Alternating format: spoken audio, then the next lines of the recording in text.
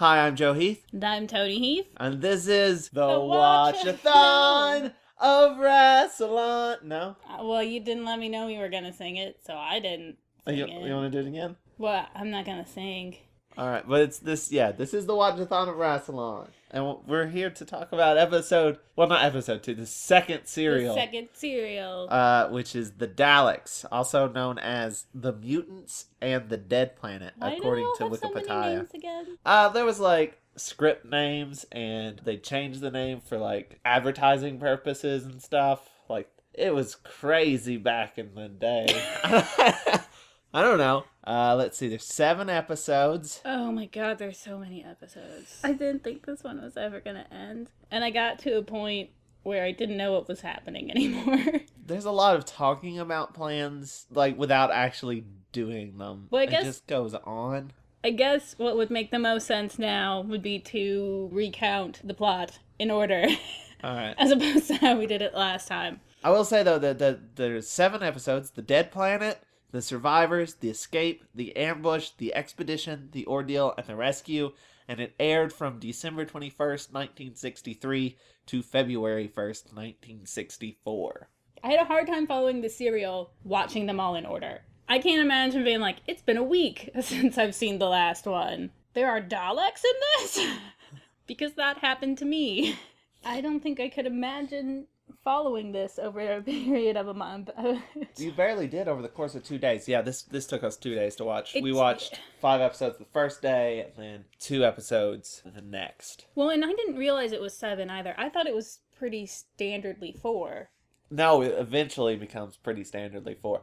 Oh. I'm telling you, this is not the longest we're gonna have. What's the longest? I believe it's the Daleks Master Plan, which is 12 or 13. No. What Doctor is that? That's the first Doctor. It's season 3, I believe. That just seems like so many. I mean, it is. I guess it's no different than having a 2-parter or a 3-parter or something like that, but... Well, I mean, it's 25 minutes an episode. There's 7 episodes. So that's the problem is a 3 to 4-parter. Is that nothing happens in a lot of the episodes. Okay, well all right, let's start with the Dead Planet. You start with the recounting because you took notes. Well, how far do you want me to recount? The whole serial? Yeah. Well, you just start, then I'll just interrupt you with things. All right, so we start on the Dead Planet, which is the first episode. Starts off with that whole the radiation recap of the thing. Oh yeah. Where the TARDIS is like, hey, check the radiation levels. I'm like, oh, they're fine. And then the needle goes, whoop. Just the sound of the needle going up. We did this last time. Yeah. This is literally the recap at the beginning of this episode. That's the thing to play again. And then I have notes that I don't know what they mean. Let's see. It says, from one adventurer, don't knock it. I don't know what that means.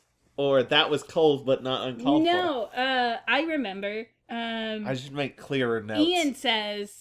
Ian says something about the Doctor having a knack for getting into trouble. And you were like, and I made that conclusion based on the one adventure we've been on. Oh, right, yeah. So, yeah, they exit the ship and are exploring this dead planet. It's a petrified forest, and everything is dead, and there's a really hokey-looking, armadillo creature made of metal. Oh! And then the doctor says that it's alive.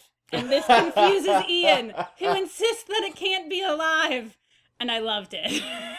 It was my favorite scene. Running gags. It's a real, actual thing inside Classic Who. The debate of whether or not things are alive. And Ian's constant confusion about it.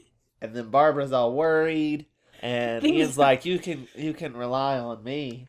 And I ship it so hard. I ship it so hard. Why? 'Cause... I mean, I assume that at some point I will... Okay, I won't skip ahead. I'm going to, though. Alright, Because I'm pretty sure both Ian and Barbara got totally laid in this one. Oh, yeah. Well, Barbara more so than Ian. Barbara has smoochies at the end. And Ian just has a gaggle of ladies. There is just some point where, it's the end of the whole serial, and, it's everybody's happy, and we're getting ready to leave. And it's just shots of, like, people talking and being happy. And Ian is surrounded by, like, 3 women. 4. 4? I'm pretty sure it was 4. No, I think one of them was a dude. Well, no, a dude came up. There was 4 okay. and then a dude. He's surrounded by 4 women, and, like, they're all just laughing. And I was like, damn. And then the very next scene is, like, Barbara saying bye to whatever secondary character who we never actually saw her really talk to. Yeah, I don't remember any of their names. They're all just randomly attractive dudes. The Thals. We'll get there. Thales. We'll get there. Let's take this. Do it in order. Yeah, but I mean, I ship it. Hot teacher on teacher action. So yeah, like they see this city. The doctor's like, I wanna go look. I wanna go to there. Let's go back to the ship and discuss this. I don't think so. I wanna go look. It's the first time like I feel like the doctor's been very much the doctor. Yeah, he's like, there's a thing and I want to explore it, which I kind of like because the first one he's like, I'm in the past on this boring ass planet. There is nothing of interest here. Let's go. And then he gets to somewhere where he's like, okay, see? There's stuff to do here. There's stuff to discover and science shit. I want to go look at that. It looks interesting. It looks like a tiny model. But they'd all go back to the ship and then just like goof around for like 10 minutes. Oh, okay, yeah, I want to talk about that scene.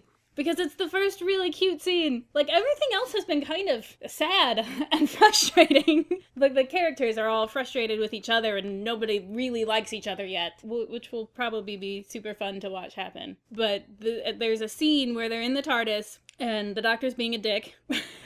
And Ian's like, hey, you know we haven't eaten in, like, forever. And the doctor's like, oh, yeah, I am hungry. And then he goes and fixes himself space food. Which, what is it? It looks like they're eating sticks of butter. It does. Or chocolate, possibly. No. It's hard to tell. It's black and white. It's definitely sticks of butter. So he makes himself food, and Ian is like, we are hungry. Oh, right. What would you like? Oh, yeah, you guys need to eat also. But he fixes them, like, you know, tube space food, and they eat it, and it tastes like bacon and eggs, and they're, like, excited by it. Yeah. Because it's that scene from Willy Wonka, basically, where it's the candy that tastes like an entire meal. Yeah. It tastes like bacon in one bite and eggs the next. How is it done? Oh, it's, base components of flavor, etc., etc. He literally says etc., etc., because he doesn't know. I like that, too. Because, imagine that you are trying to explain, I don't know, someone who had never seen a cell phone, and they're like, how does it work? And you're like, well, let me tell you, it's super impressive. You wouldn't understand. Which I think is basically the doctor a lot of the time. It reminds me of the best joke in The Watch. Yeah. One of them's an alien. That's kind of spoilers or whatever. But they're like, there's a big giant thing. And they're like, how does it work? And he's like, I don't know. And he's like, but you're one of the aliens. And he's like, do you know how your cell phone works? I like that. I've never seen that before. It also makes me think of, is it in Hitchhikers? Where Arthur Dent can't figure out anything. Probably. And there's a bit about being able to make, like, a waffle iron or something. Do you know what I'm talking about? No. No, it wasn't a waffle iron, it was a toaster, because that makes so much more sense. Where it's like, you have a toaster, and you know how to make toast, but if you were just, like, dropped off in the past, you wouldn't be able to, like, wait till I show you this toaster shit. Right. Because you can't build a toaster. Yeah. That's how technology works. And the doctor doesn't know how any of it works. Right, that is the point. But it was the first really cute scene where, they were, like, just sort of hanging out and enjoying each other's company, and people were laughing and smiling, and it was probably the best scene of the whole episode. Well, I don't know, the next scene's pretty good, too. What happens? Which is the doctor's like, all right, enough of this gooey, familial show of emotion. And that's a Home Alone 2 quote. And then he's like, let's go. And then they're like, no, let's not. And he straight up in front of them, I don't know how they didn't notice this, sabotages the TARDIS. Pulls out this thing in like this plot device that empties it of its mercury. And they're like, oh, we can't fly because of this. Well, he takes it out, empties it, puts it back in, and then tries to fly the ship, and the TARDIS won't go. And he's like, what could it be? Oh, wait, and goes back and pulls it out. It's like, yep, out of Mercury. What gets me about that is that he does empty it out. Like, he actually sabotages the ship instead of just lying. I mean, like, Susan he probably couldn't lie to. I imagine Susan knows some of how the TARDIS works. But honestly, he could just be like, what? The thing's broken. Doesn't work. Can't do it. Not today. Like, and Ian's dumb enough to buy it. The Doctor could just go, nope, not working. But he could. Because what are they going to say? Oh, no, I think this TARDIS is totally in working condition. I know how time machines work. But the reason he does that is like, we need Mercury for this.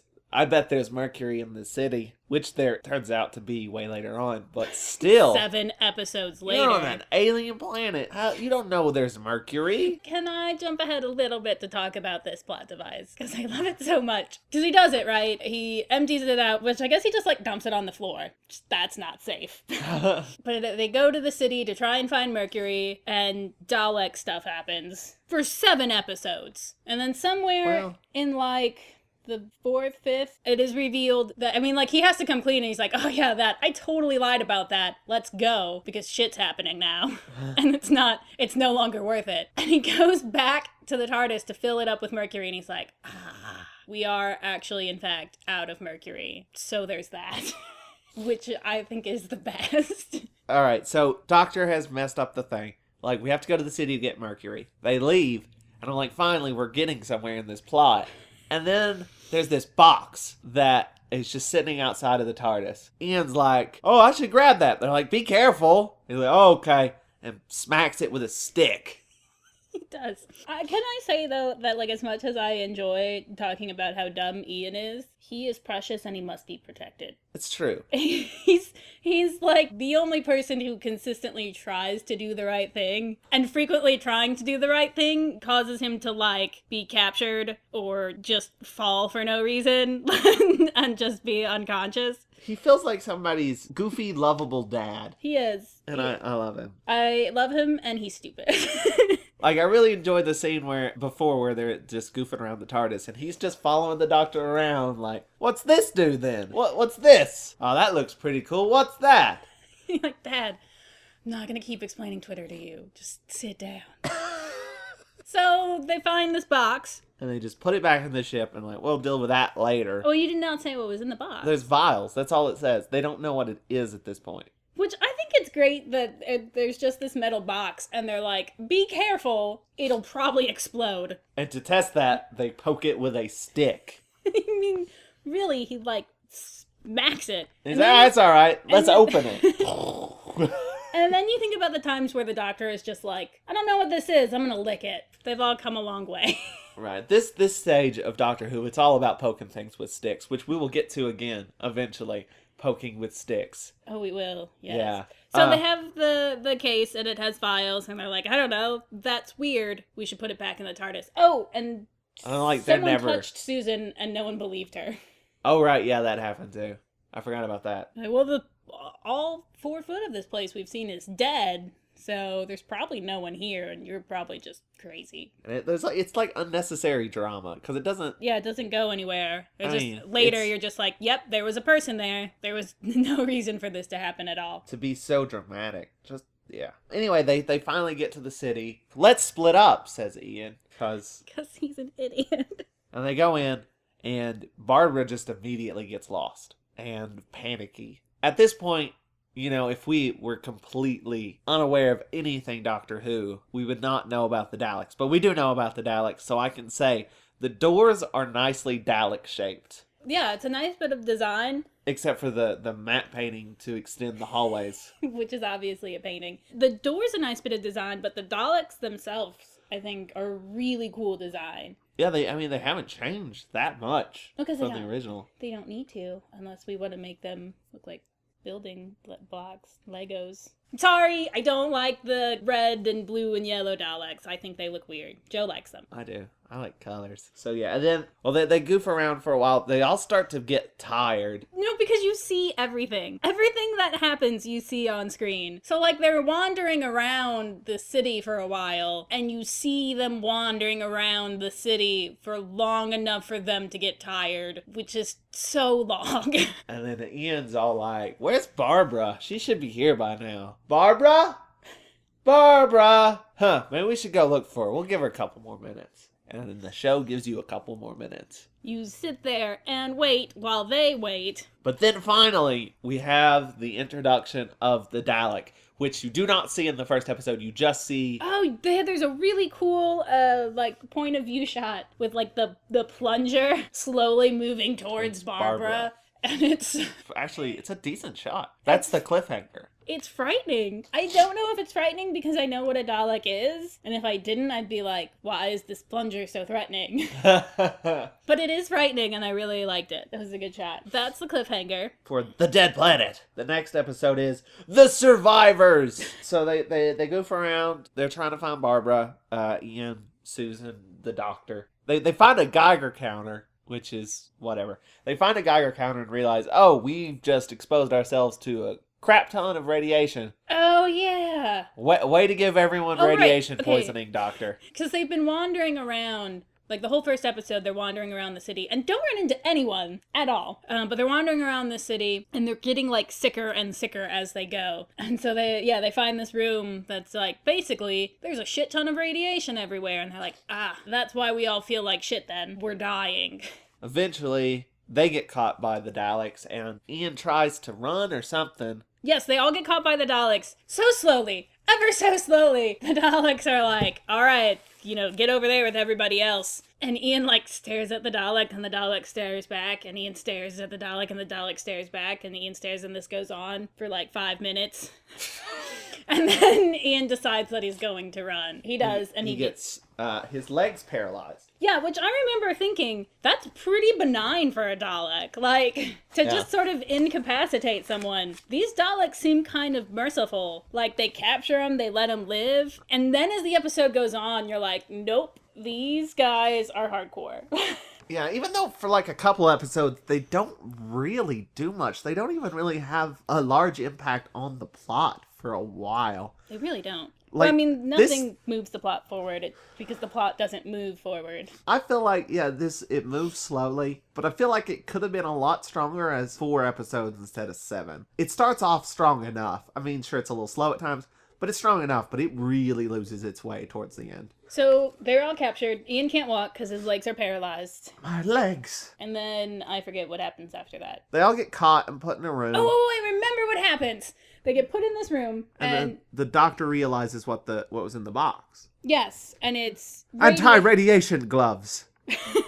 Drugs. Best blooper in Doctor Who history. But it's not a blooper. It's just how he says the line. It's how it is in the episode. Well, it's a blooper that they left in. Which is what makes it so great. That they did not refilm that much. Because he's supposed to say anti-radiation drugs, and he says anti-radiation gloves. There's a pause, and he corrects himself. But everyone reacts the first time like he said drugs. Yeah, it's like, anti-radiation gloves, and everyone's like, those vials were full of anti-radiation gloves, of course. But they react like he said drugs, and then he still corrects himself, and it's absolutely hilarious. Which, by the way, I don't know if we explained, but the person that touched Susan, and Susan actually talked to before they go into the city. No.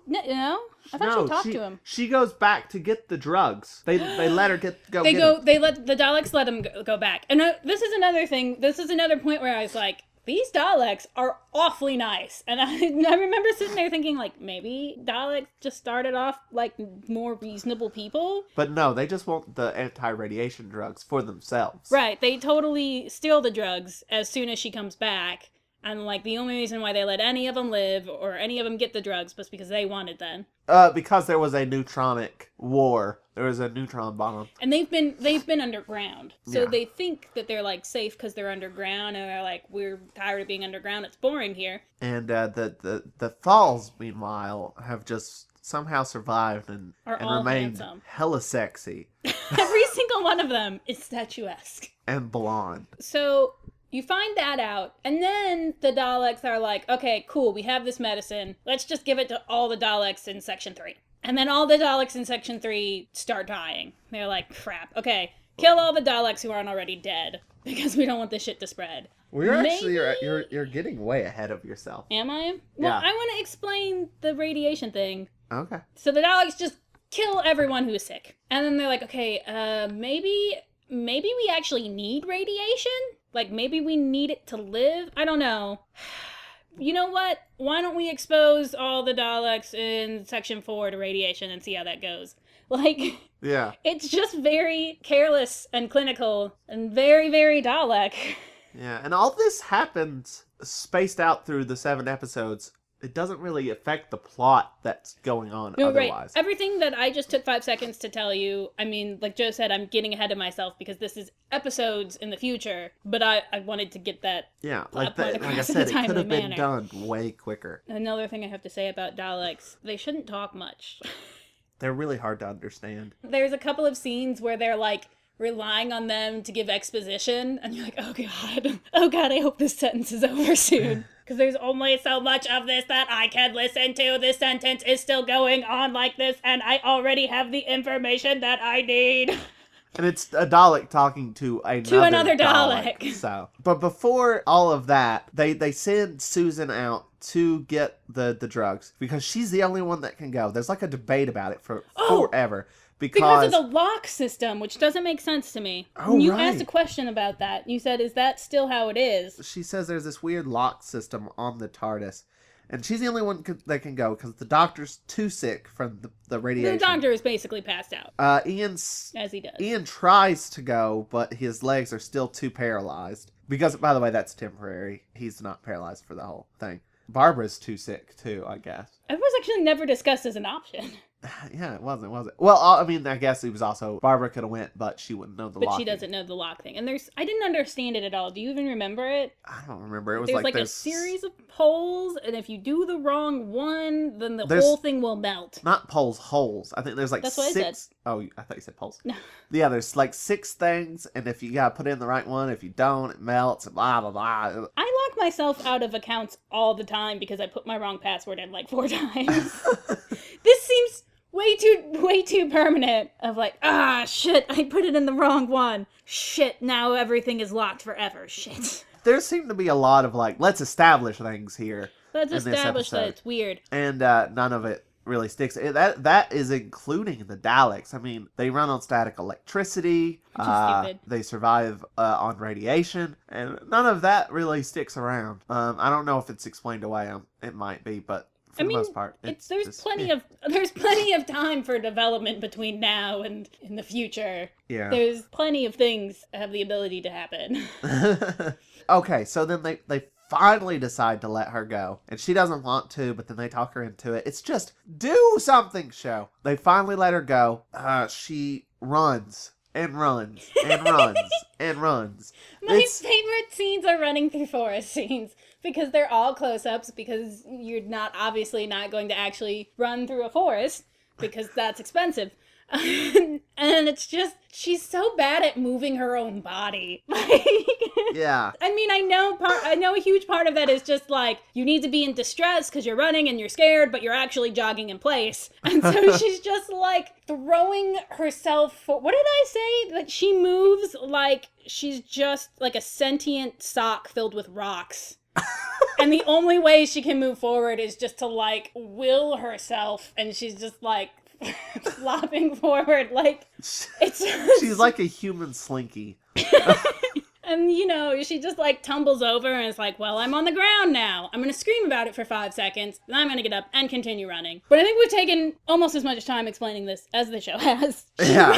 She runs back to the TARDIS. She gets the drugs. Well, that's the end of the second episode. The end of the second episode is that she gets the drugs and meets the thaw. The thaw. And then Next we're on to episode. the escape. The survivors, by the way, I suppose, are the Daleks and the Thals, really. So now we're on to the escape. You are like, I trust these sexy people. I do. Because he's like, do you trust the Daleks? And she's like, no. Do you trust me? Yes.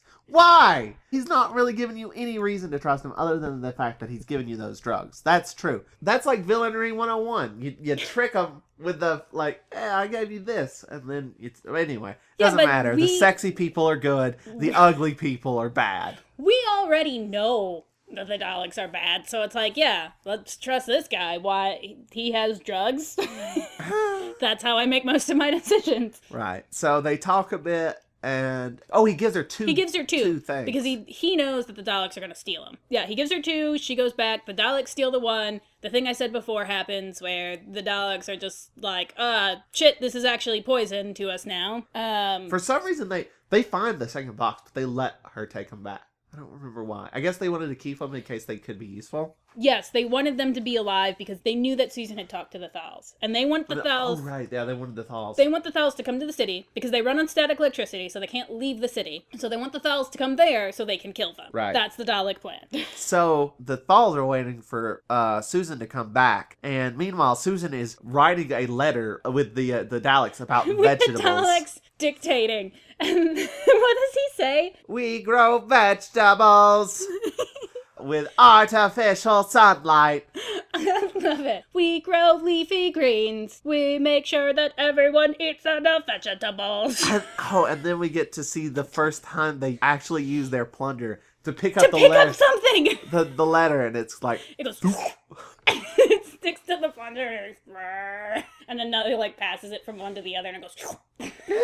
And I love it. And that's why you never see it anymore.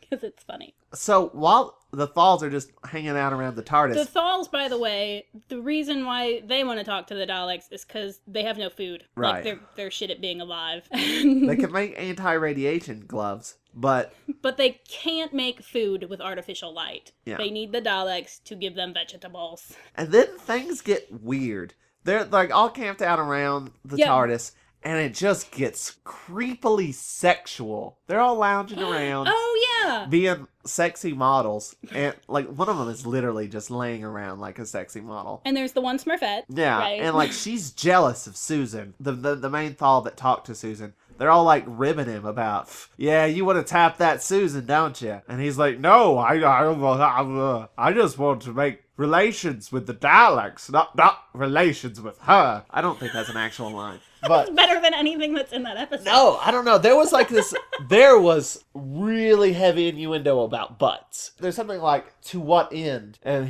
this dude makes a joke about it working on 2 levels. And it's clearly talking about Susan's butt. Which I still don't know how old Susan is. Like, she's at school, so we talking like 15, 17? Either way, it's creepy. I don't know what the show was thinking at this point. It's like, no, stop. Which, again, the scene doesn't do anything but make you slightly uncomfortable. I mean, I suppose it could be endearing, but... no. Okay, so this is probably the point, by the way, where things start happening and I stop understanding the relation to things happening that lead other things to happening. Like, cause and effect stops making sense at some point. The main crew are all back in the thing, and they're trying to plot their escape. Like, they've all clued in that they're being monitored. Like, there's cameras and stuff. And so they've come up with this fake... Great scene where they stage a fight.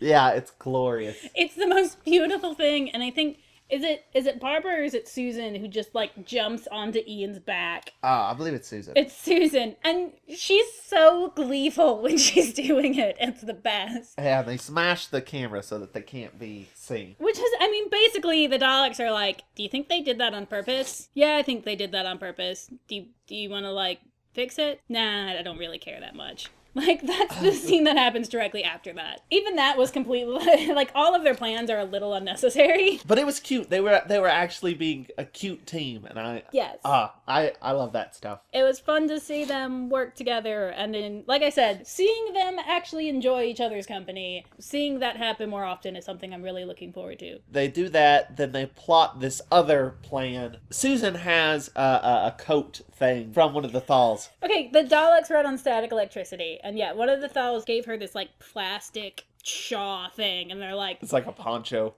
This is great, it's plastic, and the Daleks run on static electricity generated by them rolling over these metal floors. So we'll trick this Dalek into... Well, no, they don't trick him into... They just push it? What happens is, Barbara gets Susan's shoes and scrapes off an unbelievable amount of mud. Like, it's way too much mud. Enough to cover the eye stalk thing of a Dalek. Yeah, like, so the Dalek comes in, they smash it on, and they, like, wrestle with the Dalek and drag it over onto the blanket. They open up the Dalek, and then, like, Ian immediately shuts it. And is like, get the women folk out of here. That was kind of cool. Like, they didn't do anything with that, actually. But there's kind of this setup of, when they first meet the Daleks, Susan says, or no, Barbara says something like, are they just machines, or is there, like, something in them? And Susan laughs in her face. Out loud, straight in her face, laughs in her face. And Barbara's like, it was just an honest-to-God question. And then later, they open up the Dalek, and, you know, there's a... Well, you don't see... You never see it. Not in the whole 7 episodes. They just sort of take the creature out, and... They wrap it up in that fall blanket. Yes. And then the best thing happens, you guys! The very best thing happens! Alright, but first I want to say, it is a really nice shot of, you actually see the Dalek's hand come out from beneath the blanket. Which they don't even have hands anymore. It's like claw. It's like a claw thing. Because right now they're very tentacly. Yeah. Penis faces. Then the best thing happens. Can I talk about it now? Yeah. Ian gets inside the Dalek, and he talks like this. But it's still Ian, and it's so good. And there's like 5 minutes or so of him being like, I can't, he's gonna be the Dalek, and he's gonna be like, I'm transferring the prisoners to out of here. Because that's what you do. And he can't figure out how to work it right away, and so they're like pushing him. And like after a couple minutes of this, he's like, no, wait. And like the Dalek starts like, its limbs start kind of flailing, and it's like starting to try and move forward. He's like, it's cool, I got it. And so Ian is piloting the Dalek from inside. And I love it. They go into this room. They get found out that the Daleks are coming. Stupid. And they start burning through the door. And I believe that's where that episode ends. And which, then, by the way, the room that they don't even actually escape. They don't. That's pretty consistent, actually. That, like, the Cave of Skulls, they get to the cave at the end of the episode. The escape, they just begin the escape. They don't even do it. They just start to at the end of the episode. That's the cliffhanger. And now we're into the ambush. Which, by the way, spoiler, happens at the end of the episode? Probably. I don't remember. They're in there. They can't get Ian out of the Dalek. Which, by the way, the room that they've like escaped into, and they've closed this, like, I guess, bulkhead thing that the Daleks are whatever their way through, blowtorching their way through or whatever. It's an elevator, and they're going up, right? Well, there's an elevator in the room, separate from... They're not in an elevator. But they're all going up the elevator. Yeah, they all do except for Ian. They leave Ian behind. They just leave him! And they're like, maybe he'll get out in time or something, and we'll just send the elevator back down. Maybe he'll be fine. Which, luckily, he does. Yeah. You don't realize at first, because, like, the Daleks get through, and they just straight up destroy that Dalek. They do. They just blow the thing up, which was probably the most expensive thing that happened that episode. Yeah. But yeah, they just blow the thing up, and you're like, no! Because you're me, and you always think everyone's actually going to die, even though you know that they're not. But yes, the thing blows up, and it's very sad, and then they're like, it's empty. I'm like, oh, thank God. He's in the elevator. It's okay. But then they're like, the Daleks realize that he's in the elevator, and they're going to go try to stop it. And he gets out of the elevator just in time before the elevator goes back down. And the Daleks are like, well, we got to go follow him. They start going up the elevator. Oh, yeah. And there is a conveniently large... It's just a rock? Yeah, it's just a rock statue, like Dalek art. The way this elevator moves, like the shot that you see, it's a round... I have smoke in my eyes. I have to go check and make sure the oven's off.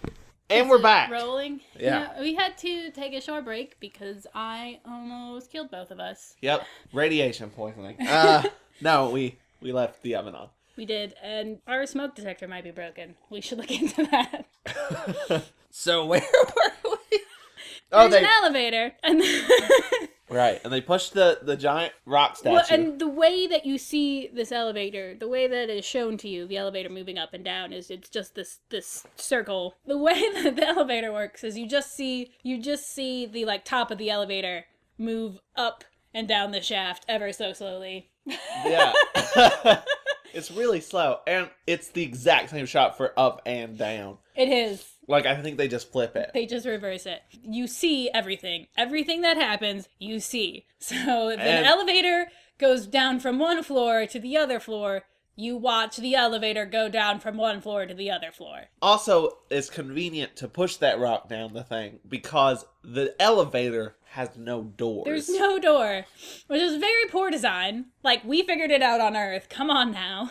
But honestly, I think Die Hard ripped that scene off. Where he pushes the thing, the C4, the monitor wrapped around the chair. And it's a direct homage to the Daleks. But anyway, there's this weird statue, and it's weird because it's huge, right? And then they throw it onto the elevator, and it somehow is smaller. And it looks so much smaller. And just that, like, the weight of it sends the whole thing crashing down. And it doesn't seem like it's heavy enough to do that. Right. But it does. And then... Stuff Alright, happens. it says Toni called it, which is the Thal leader died. I don't remember how. You called it, though. Well, I did, because I said, I like him. He is super dead. Which is generally how I know a character is going to die. Where it's like, we are taking a good amount of time to establish the fact that this character is a good guy, because we want you to be sad when we kill him. That's how you know. Right, okay, yeah, that's what was gonna happen. The Thals were coming in to get the food. They're trying to escape. I mean, not the Thals, the doctor and them are trying to escape while the Thals are coming in for the food. And the doctor's like, let's just leave them. This is politics, and I don't care about it. There's no science here. I thought there would be more science. There's not enough science. Let's just go. But everybody else is like, no, we gotta save them. And they, like, try banging on the window. It doesn't work. But the Thals get in there. The Daleks exterminate the Thal leader. Which, I don't know about you, but I got super excited when the Daleks said exterminate. Did that? I don't know if they said exterminate. They did. I remember, because it was exciting. But, like, they all go back to the Thal camp.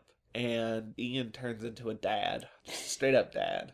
Oh, that's right. So the whole thing about the Thals is that they were the warriors and the Daleks were the scientists, which is a terrible way to set up your community. You can't have just two groups. That's terrible. But now the Thals are farmers because the war, like, basically killed everyone, and they're like, maybe we shouldn't do that. And Ian's like, okay, but you can't just be pacifists. And to prove this point, I'm gonna be a jerk. It's like, well, I'm going to trade your stuff. They have this, like, bin that is their entire history. And it's great because it's, you know, future stuff. It's on from octagon the 60s. discs. It's film, and they just have a bin of film, and it's their entire history, and it's very high-tech. And they're like, well, all right, take our history. We don't care. We're not gonna fight you. Like, literally the last time we tried to fight someone, we pretty much destroyed the entire planet. Which is pretty reasonable. Right? But then Ian's like, let me take your woman. Which, again, the only woman, I think, in the, like, whole culture of them. Well, the only one who gets lines. Right. The Smurfette of the episode. He takes her, and then the one dude's like, "Rah!" and punches Ian in the face. I enjoyed it a little. So you will fight for something, he says. But he basically spends this whole time, like, trying to mentor these people and be a dad. Like, you can't just let the kid at school beat you up, Timmy. If he hits you, you have to hit him back. That's Ian. That's what he does this episode. I guess they, like, fiddle around and they debate about it for an episode. There's much discussion of whether or not to do something or continue to do nothing. And then we actually do get the setup of Barbara and that guy. Oh, we do. Because he talks to her about the lake. Here's the thing about Barbara and the guy. I mentioned before that, like, they kiss. They're, like, leaving, and he is like, I'm never gonna see you again because you're going to space. And it's nice. I would have much preferred to actually see that stuff happen than, so do you think we should talk to the Daleks or not talk to the Daleks? They say that they might have food, but they might be bad. Maybe we should, maybe we shouldn't. I don't know. Man, you know what? Let's just sit here and talk about it some more. That's all that happens in this episode. That's what you see. Yeah, it's just a lot of boring debating. Yes. There's much discussion of plans and what to do. Oh, there is something that happens during this time, which is the doctor gets a map. And he's like, sweet, I might actually be able to figure out where the hell we are. Because there's a scene that happens earlier between Ian and Susan, where Ian's like, what's the deal with the doctor? Because Susan's talking about the TARDIS. And she's like, basically, there's a big computer in it, and you just give it the right information, and you can tell it to go anywhere. And Ian's like, well, that sounds awesome. Why can't we just tell it to go home? And Susan's like, it's not that the doctor doesn't know how to fly the TARDIS. He does. It's just that he doesn't know. He's very forgetful, and he's always doing things, and he doesn't know. Okay, it's just that he doesn't know. I mean, really, what you're supposed to get from that is the computer doesn't have the right information to get them home, because the doctor doesn't have the right information, because he doesn't know. He doesn't know what he's doing. I like the way that Susan says it. It's not that he doesn't know. He's just forgetful. Like, sometimes we'll go, on a trip to show people that our time machine actually works, and then we're gone for 25 years. It just happens. I think we've slipped into the expedition. That's the episode we're on now. I think so. I mean, to be fair, I don't... nothing really happened. It doesn't. There's this bit here. I don't remember the exact scene. But, there's discussion about doing something. They split their ideas. It's Ian versus the doctor. Oh, wait, I have a question. When do they figure out that the Daleks are dicks and pretending to be nice? When does that happen? Does that happen in the one that we just mostly glossed over? So, because, they actually go there. And it's right after she wrote the letter. Yeah, they go there and they're like, we're here so that you can share your vegetables with us. And Ian, being Ian, is like, hey, it's a trap, run away. And I think, do some of them die? The leader died. That's when the leader dies. Yeah. That's when the leader dies. We talked about this. Yes, okay. Well, we didn't actually talk about how any of it happened. I didn't remember. I know, because we had to talk about all the nothing that happened. So yeah, that's what happens. And then there's all this plan of, okay, what do we do now? And I think it's at that point that the doctor's like, you know what, let's just go. And they're like, what do you mean, go? We need Mercury still. And he's like, that was a lie. And then he goes back and is like, no, we really are out. That's my bad. I don't know what we do now. At some point, the actual bit gets lost. When does that happen? I don't remember. I don't remember. The doctor is just like, there's too much stuff going on. We're just gonna go. And Barbara's like, I agree. And he's like, I've always liked you. He says that. Perhaps I've underestimated you. Now that you've started agreeing with me, you're my favorite. And this is where the Daleks find out they're allergic to... Oh, yeah. This happens in this episode. Because there's a long period, where we watch 3 or 4 episodes. There's one where, you see the Daleks again, and I was like, holy shit, Daleks are in this. I forgot. And this is where we begin to have the stupidest plot in this entire thing.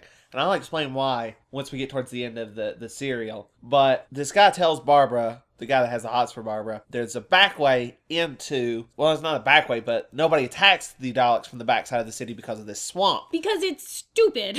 Yeah, it's I go, well, that's probably going to be their plan then. It is. And it is. It's a natural barrier because there's this swamp filled with all these mutations from the neutronic war. And so nobody goes back that way. Just thought I'd mention it. And they're like, that's perfect. Let's go. It's so dumb. No one will ever suspect that that's what we're going to do. Oh, which, by the way, they leave that little bit that will make the TARDIS work. I think the doctor just drops it. He says, the Daleks must have taken it off of me when we were here captured. I think he just dropped it. But no, it's like it's on the Daleks, it's on their shelf. Right, later when they're talking about it. Oh, right, there and it he's is. like, you mean this? That's sitting right in front of me? But... the only reason why the Thals are like, well, the Daleks are dicks, I guess we're on our own. And then Ian's like... Hey, what if instead of just leaving the Daleks alone, you fought them because we need to get this piece of the TARDIS back? Yeah, because, I don't know, there's this whole debate about, yes, they should fight, but they should want to fight for themselves. But we're going to push them there. But we want them to fight because we need our bit back. Yeah. So that we can go. They finally decide to fight. Some of them stay behind to, I don't know. I do something with lights? Well, that's the next episode. We'll get there. But they decide to go into the swamp. And then they spend an entire episode walking through the swamp. Ian washes his face in the In swamp. the swamp! Because Ian's an idiot. And in that same exact place, we lose Thal number 1 into the swamp toilet. It just becomes a big swirly. And you Like, the thing is, he's like, they make a camp because they're like, we've traveled too far to do much. Let's take a nap. And they're like, we'll let, Red Shirt Thal go fill up the water bags. And he goes to fill up the water bags, and he's like, I swear, posing like a model. He goes to fill up the bags, and he's like, puts his hand under his chin, and he's like, oh yes. And he's on the shore. He's nowhere near the water. And then we see this special effect of the swirling toilet. And then it cuts to a close-up of him going, ah! And like, we don't know did something come out of the water and grab him? Did he slip in? I don't know. There's an awful lot of, we don't know how to show this thing, so we won't. Like, there's a point where the doctor is showing something to Susan, but he's pointing to something off screen, and he's like, you see it? You see it there? It goes all the way along the wall there. And yeah, that thing. Yeah. And everybody's like, yep. And you're like, all right, that's effective, I guess. And so we have Swamp Toilet eating a guy. That's the end of the expedition. Now we are into the ordeal, which is getting through this serial.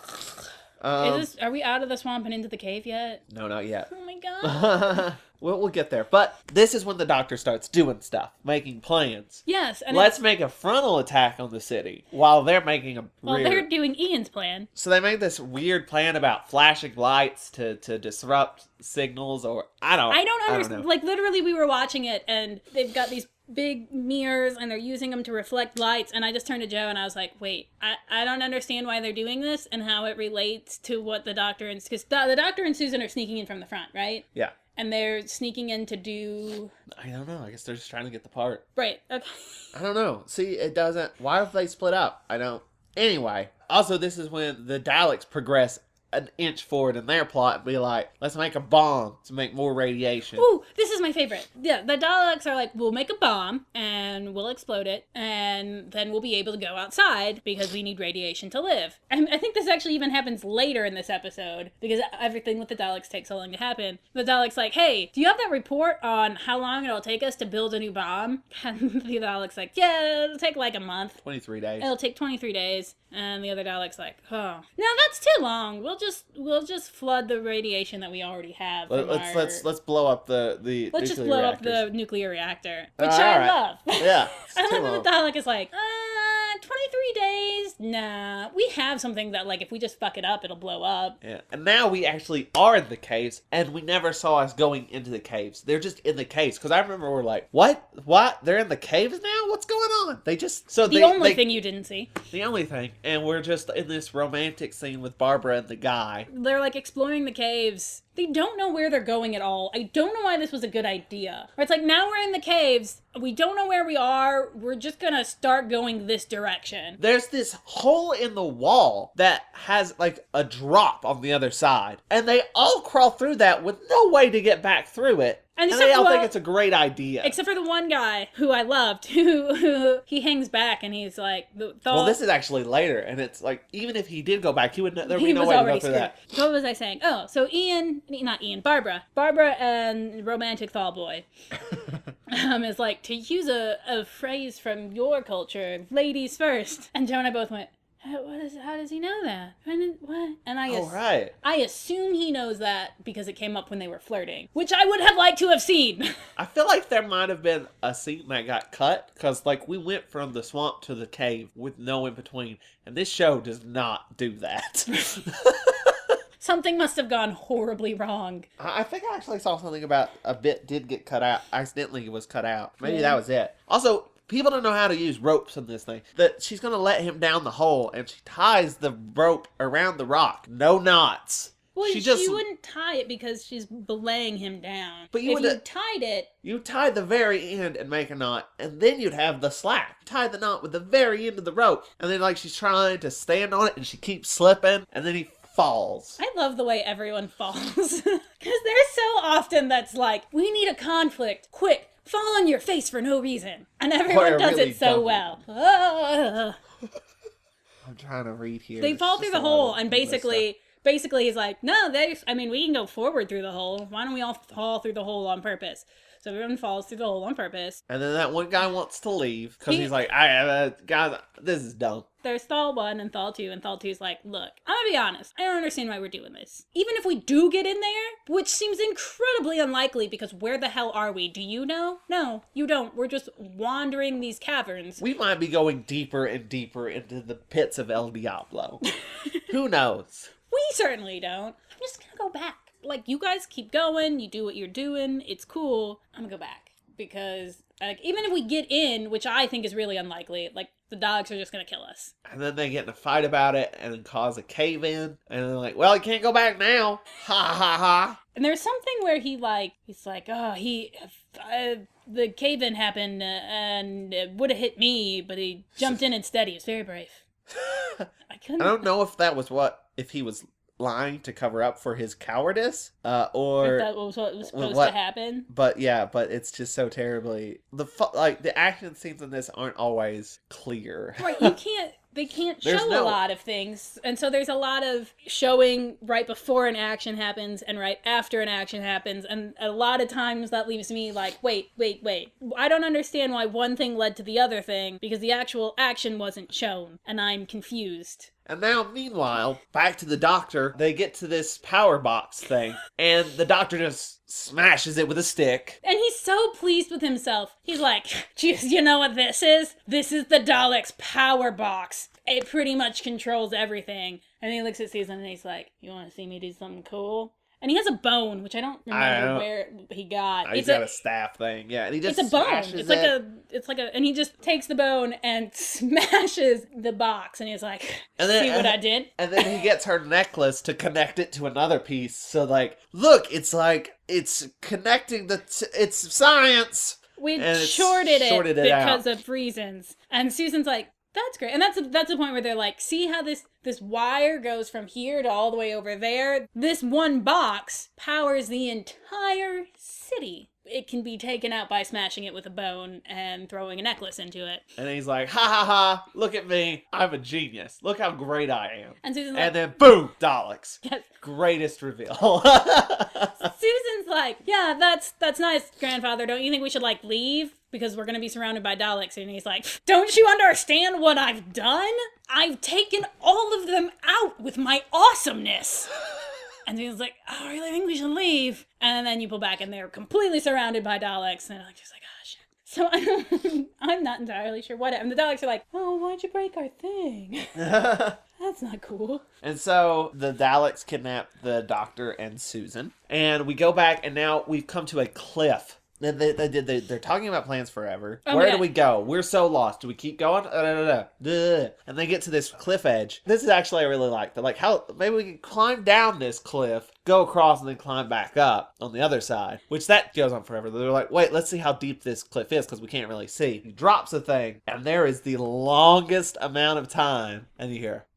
Which was, and they just stare at each other like, oh shit. That was effective. That was an effective use of time, yes. But then you're like, they start jumping over, and there's like 5, 6 of them. Joe turns to me and he goes, are we gonna watch every single one of them jump? And the answer is yes. Yes, we are. Because I thought they wouldn't. Because we saw Ian jump over it, and then, I don't know, another Thal jump over, and then it cuts to like, I don't know, like the Doctor and the Daleks discussing plans. And the Doctor, by the way, his plan is, look, I will just give you my time machine if you give me my bit, my sciencey bit, and let me go. Oh, that's in the next episode? Yeah.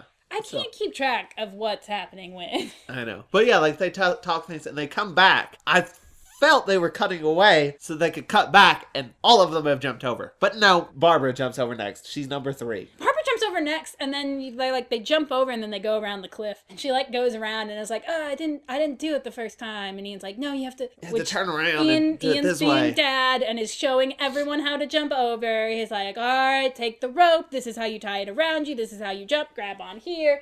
because that's what Ian does. But And it's just needlessly just stretching time. It's filling time. Yes. It's awful. So we watch everyone jump, and then until we get to Thal 2, who wanted to leave in the first place. And I was with him. I know that scene was supposed to be like, oh, he's a coward. But I was like, good for you, man. You get out. He doesn't want to jump because he's afraid. And Ian's like, you can do it. You can do it, son. Jump. Tired? Take a running start. You can do it! And then he jumps and he falls. And he doesn't make it. Or he makes it, but he falls down. Yeah, like he hits the wall and bounces back because there's like not a lot of space. And he falls off and like he's still tied to Ian. That's the end of that episode. And now we're on to the rescue. That's the cliffhanger, is that he's hanging off of a cliff. So another Thal comes back around to help Ian try to pull him up. And it's not going very well. And he just cuts the rope. Yeah, the Thal that's hanging. Let's call him Coward Thal. Aww. I know he's not, but like he cuts the rope, and He's the only smart one. I don't know if it's because he's like, I'm dragging these guys down. I'm just gonna go. It's for the best, or if he's just like, God, I want out of this. I just want out. I honestly think that's it. I was like, dude, we've been walking around this cave, talking about walking around this cave for hours, and nothing's happening. Yeah. Anything is better than this.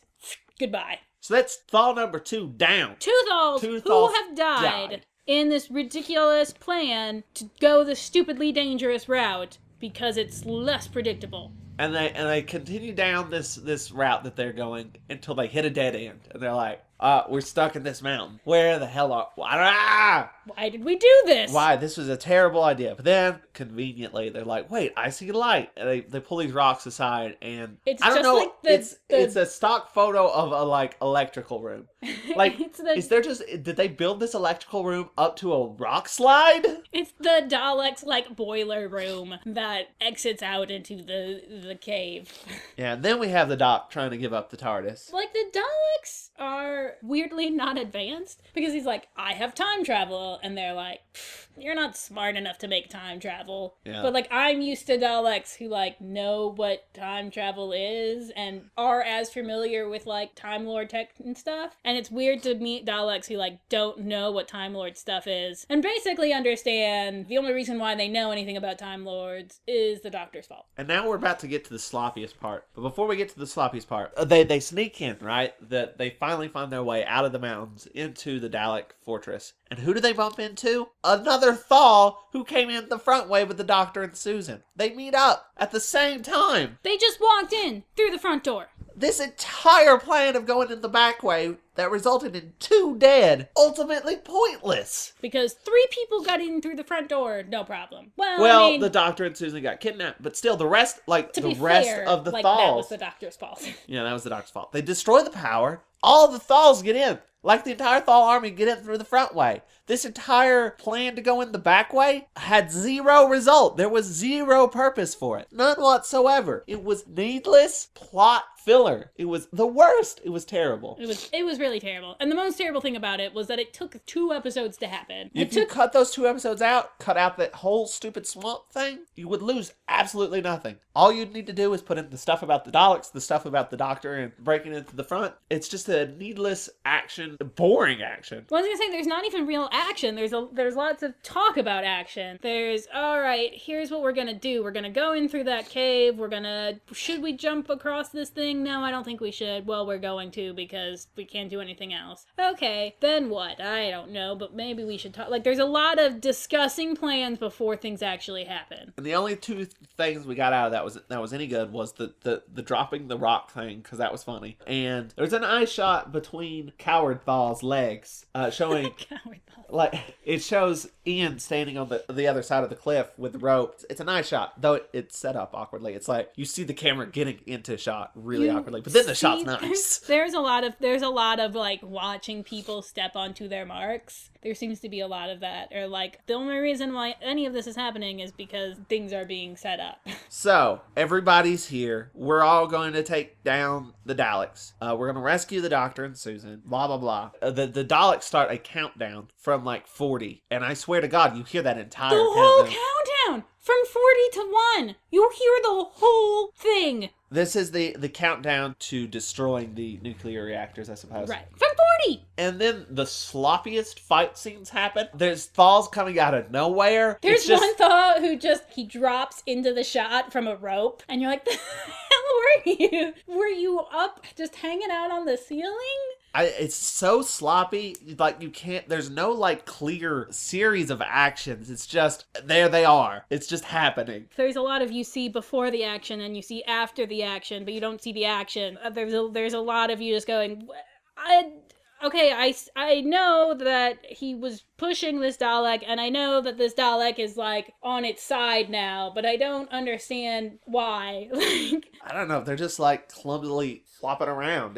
And then everything is resolved, and it took, I think we had to go to Wikipedia to find out what actually happened. Like, they drove the Dalek into the console, and it, like, destroyed their power source. Their personal power source, I guess, because the thing that the Doctor smashed was, like, it was, like, for the city, and for, not like, for them. Yeah, like, their radio and video communications and stuff. Because, like, throughout the episode, the Daleks have been spying on people, but then it gets harder once the Doctor starts flashing. Once there are mirrors? I don't understand. Like, the mirrors were supposed to create a kind of radio silence, and I don't understand the relationship between the two things, and there's an awful lot of stuff that is happening that it's like, we're doing this for this reason. Why? Because that's how it works. But I don't... And they'll briefly explain the hard-to-understand stuff, but will over-explain the simple stuff, like jumping over a cliff. Like, we get it. Just jump over the cliff. We don't need to know how you're going to tie the rope and da-da-da-da-da. But yeah, so... Ian is a scout leader. Yeah. And to establish that. Anyway, so the Daleks are defeated. Sloppily and clumsily. They just die, don't they? Yeah, they die. They die, and the Thals are like, oh, this is kind of a bummer. Like, I guess the war is over, but... At what cost, sort of thing. I wish there was a better way. But they're dead. They're straight up dead. And then they leave, and the Thals are happy, and they ask the Doctor to stay with them. And he's like, no. I do like that he's like, no, but maybe I'll come visit your ancestors in 1,000 years and live with them.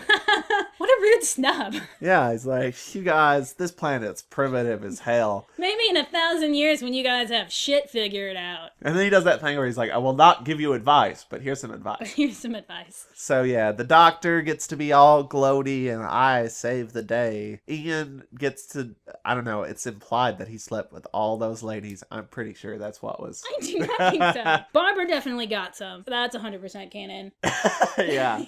I hope to God that guy did not get together with Susan. Like, I don't even know which one is which either. Like, He became the Thal leader after the main Thal leader passed away. He was murdered by the Daleks. Barbara kisses the guy. They all leave. And then everyone falls down because it's a cliffhanger. Yeah, they were just hanging out in the TARDIS, and then they all fall down. This is my favorite. And I guess that's the Daleks. That's the Daleks. I mean, as much as we've complained about it, it's not an overall bad episode. The Daleks are good, hard to understand. The design is really nice. It's a really cool bit of design, especially when you think about how it's like, yep, that's designed to not look like a person's crouching in it. And then they have a person crouching in it later. But yeah, I mean, I feel like the Daleks are legitimately frightening. They are effectively terrifying. Oh, that's something that I wanted to say. In the scene where the guy cuts the rope and he falls down, and you were like, and now we have our first suicide. I was like, I feel like I was promised space camp. Camp in space. And so far, I have gotten morally gray dilemmas and people falling to their deaths. Where is my camp? It's coming. All right. It's definitely overlong. It could have been a lot better if it was a lot tighter edited. If they cut out that entire swamp nonsense. It's just straight up nonsense. I've said... Pointless. I'm trying to be like, going into Classic Who, pacing is different. We're used to very fast-paced stuff. I know that's all we've bitched about this whole thing. I feel like it's slow, even understanding that. Yeah, well, I mean, I was looking at Wikipedia, and there was reviews from it from, like, back when it aired. And even they were like, it loses steam towards the end. Good. See, I feel validated now. They also said that end fight scene was kind of disappointing. And it is. I mean, I'd say even that fight scene with the cavemen in the last serial was way better. Yeah. Than what happened in this. The Daleks introduction was great. The first shot with the Dalek with just the plunger. That was really creepy, good. Yeah. I like the way that the doors look like they're made for Daleks. I think that's really cool. Just the scenes where the teams just sort of goofing off is nice, or when they're coming up with a plan together. I actually feel like it starts to fall apart a bit when they all split up. That's a big problem, I feel like. It's nice to see them, like I said, interacting and enjoying each other's company, or not enjoying each other's company. But in a fun way. Right. They do some legitimate bonding, so it was nice. But like I said, I feel like it all falls apart when they split up, so that Ian and Barbara go around the back, and the Doctor and Susan stick around front, and it's not necessary. We get really nothing out of it. Except for 2 pointless episodes. And deaths. And 2 deaths that were unneeded. A bit of a mixed bag, this second serial. Yeah. But overall, I mean, there was good stuff. I think there was some... I have questions about the Daleks, though. The Daleks and the Thalos are both on Skaro. I know all that. But I thought they were not the Daleks to begin with. Well, they were originally the Dolls. But I thought they were originally called, like, the... Khalids? Yes. I mean, I think Daleks that's, backwards. like, retconned or something eventually. I feel like... And then Davros made them. The Davros, not the Master. Davros had something to do with it. So that's sort of retconny. What I've heard. I don't know. It is weird, because there are some things where you're like, well, that's different. I wonder what changes it. And then there are things where it's like, yep, the Daleks are from Skaro. That's same from episode 2 the to Falls now. come back, too, I believe. Do they? I think so. When they showed up, I was like, yes, I have vague memories of this being a thing. I have a vague awareness of Doctor Who things. And for those of you who don't know, but you probably do, this serial was adapted into the first Peter Cushing movie, Doctor Who and the Daleks, which... You've seen? I've seen. I haven't seen the second one, but I've seen the first one. It's basically the same story. It's in color. It's a lot shorter. Which is probably a good thing. The Doctor is actually Doctor Who, and he's not an alien. The Doctor is credited as Dr. Dr. Doctor Who in the credits. Yeah, that's true. That's a thing. But yeah, but the movie one is not just credits. That's his name. I feel like we should watch it at some point. Did it happen with like someone had the license for Doctor Who, or they didn't? I don't know. I mean, they wanted a movie with the Daleks in color. They didn't want it to be tied into the continuity. They just wanted it to be its own separate thing, I suppose. The second Dalek movie is based on the next Dalek serial, which I haven't seen. But yeah, I feel like we should watch that at some point and review it. Maybe after we finish this season or something. All right. Next serial is The Edge of Destruction. It's only 2 episodes, so we should be able to do that fairly easily. And we'll have a special guest star with us. Oh, we will, and I'm very excited about it. Yeah, it's our friend Chris Cherry. Who, unlike us, actually knows things about Classic Who. Yeah, we'll probably have him talk a little bit more about how much he knows. But he knows a lot of Classic Who. His Tumblr is 78% Classic Who. Which is True Stories About Me? Yeah, truestoriesaboutme.tumblr.com. We'll see you next time in The Edge of Destruction. Bye. Bye. I'm Joe Heath. I'm Toni Heath still. And thanks for listening to the Watch-A-Thon of Rassilon. That's going to be a thing, you know. I don't know about that.